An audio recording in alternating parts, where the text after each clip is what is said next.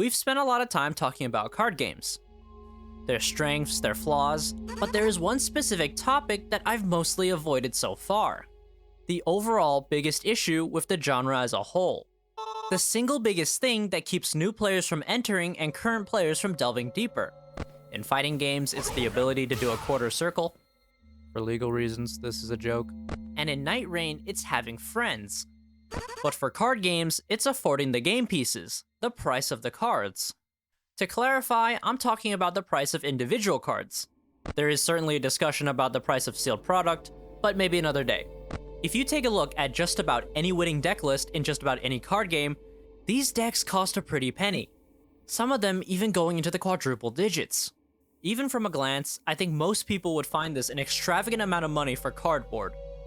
So let's dive into the obvious topic of why this is a problem, how this problem comes to be, and maybe even some suggestions that could help solve this problem, even if it gets completely ignored. Before anyone says something about it in the comments, yes, you can absolutely just proxy every single card you want to. But if you're looking to compete, they won't let you play with proxies. And it's the piracy or emulation thought process. Some people don't want to or aren't comfortable with it, and that's a perfectly valid opinion to have. Yes, proxying is a very good option, but we really shouldn't have gotten to the point where we need it. And of course, this is entirely based off the secondary market. These companies don't package and sell individual cards, they sell packs of cards. And because these cards have value, not just in competition, but for collectors too, they accumulate value in the secondary market. Each individual card has its own price. And I want to say this loud and clear for everyone in this hobby. For everyone even considering getting into this genre. Just buy singles. If you want a card, buy the card. Don't buy packs for the slim chance that you might pull it. Opening packs is literally gambling, don't do it. Buy singles. Oh my god! Oh my god! He did it. So cards come in packs. Random packages that have some kind of rhythm to the madness. Because cards have rarity, it's one of the ways to distinguish them, to add flavor to them, and maybe even balance them. And a pack will generally contain a lot of common cards, a few uncommon ones, and only a couple of slots for the rare and giga rares. Generally, the higher the rarity, the harder the card will be to pull from a pack. And the harder the card is to pull, the more scarce it will be. All these add up to the card being more expensive. I started with the claim that this is too expensive. So what makes it so expensive? The first reason is the most obvious one of all. Capitalism. Supply and demand. If a card has a picture of a character that people like, people will be willing to pay more to get it. If a card has the best shininess out of all the cards, then people will be willing to pay more to get it. And of course, if the card is good in gameplay, if the card is meta, then the card will most certainly have its price inflated. But even with this concept consistently in the background, the price of cards is mostly determined by the people who print them. Despite the open market, the people printing the cards most certainly have the most agency over how much the cards will cost. Maybe less in the collector department, but certainly when considering the decks players are bringing into competitions. So here are the ways that Konami, the Boys by the Bay, and the Pokémon Company can end up driving up the price of cards. And they may do this because more expensive cards means higher potential value when gambling, which makes more people want to gamble. First thing is by keeping the number of printings low. If a card can only be pulled from one pack, then it will be more scarce, harder to get, more expensive. The more time a card gets reprinted, the lower the price usually drops. The second way is by manipulating the rarity of the card. If it just so happens that a card will be strong, these guys can choose to print it at a higher rarity. Less likely to come out of packs, the higher the price. And the reverse is true. If a card is a common or an uncommon, it'll be cheaper than a rare or a giga rare. Finally, short printing, making it even harder to pull specific cards. It also makes things more expensive. Of course, these are general trends, it isn't always the case. That's how these cards end up being so pricey. But so far, I've been speaking in very broad terms, so let's rectify that right now. How much is too expensive? The creator of Magic, Richard Garfield, thinks that individual cards shouldn't go above the $20 mark. My intuition is that having a $20 card is about right. Which makes perfect sense. But I will be evaluating this not through individual cards, but through an entire finished deck. $20 peak doesn't sound so good if every single card in your 60 card deck costs that much. So how much should a deck, a competitive deck, cost for a new player? In a perfect world, anyone can drop 10 bucks at their local card shop and walk out with a competitive deck. But as much as I wish that could happen, it's certainly not realistic.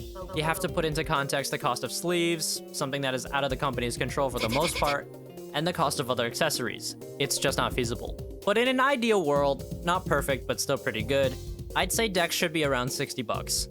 The same price of something like a video game, at least the price a couple of years ago. With a price like this, players of all types will have an easier time getting in. Instead of a video game, you pick up a deck, and play that instead. About twice as much as your accessories. And finally, if we're being realistic, the best we can shoot for and actually achieve is for a deck to be 100 bucks or less.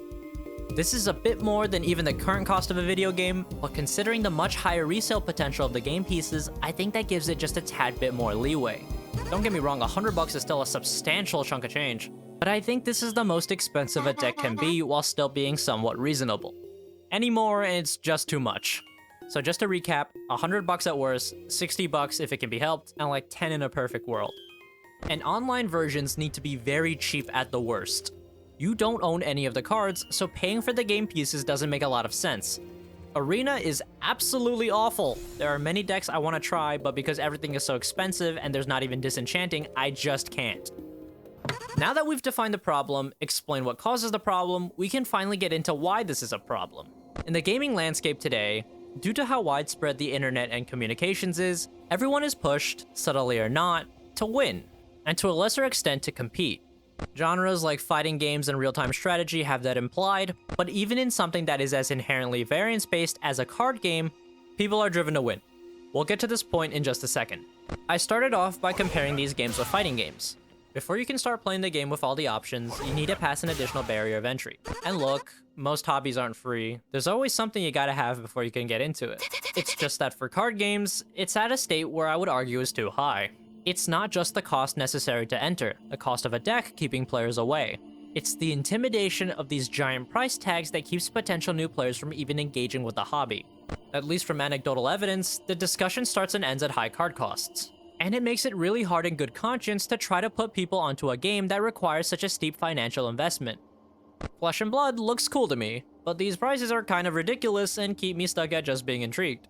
The price is probably the biggest deterrent for new players, and that is an awful thing. Less new players means it's harder for the scene to grow, and a bigger scene means more money, and more money means more events, more exposure, more everything good.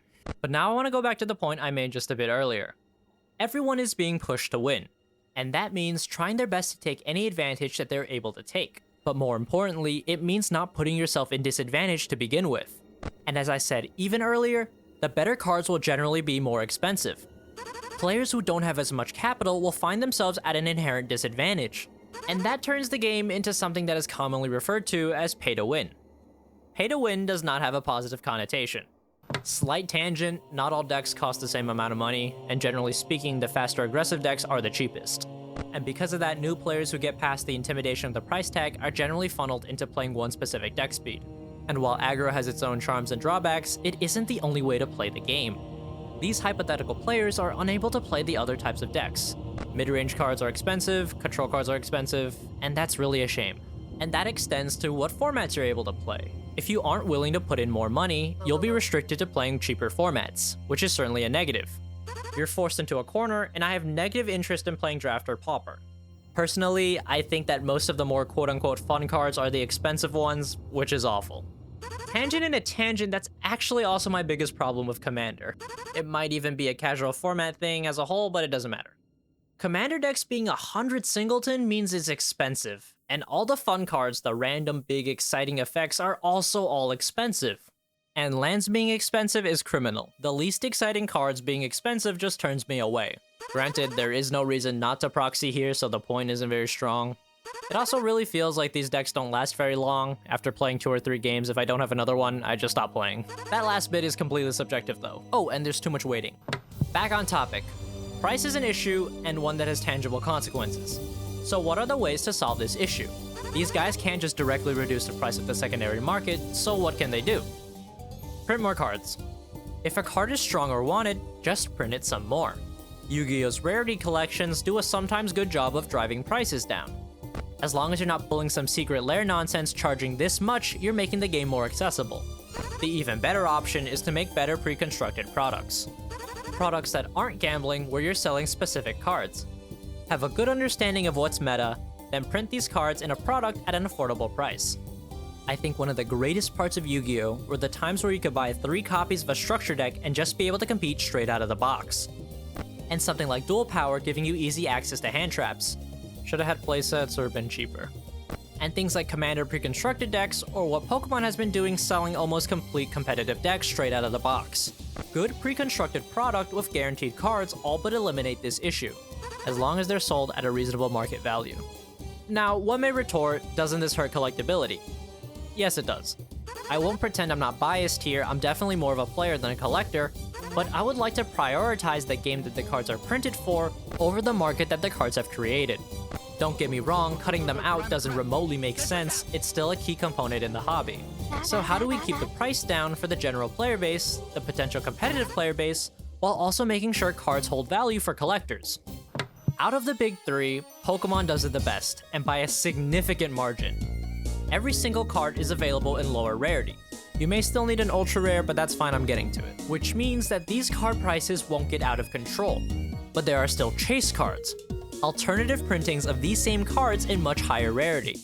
This way, the game gets the best of both worlds. Normal cards for the players to be able to play the game affordably, and high rarity chase cards for the collectors to shell out big bucks for. Everyone is happy. The key factor here is that these cards are being printed at different rarities. It doesn't matter if you print a card 7 times if all of them are still the top rarity and half of them need to come out of a collector's pack, whatever that means. At the end of the day, we have to recognize that above all, these are card games. The shiny cards have text on them that's meant for gameplay. And in order for the game to be successful, we need to be able to play them. So please, just let us play your game.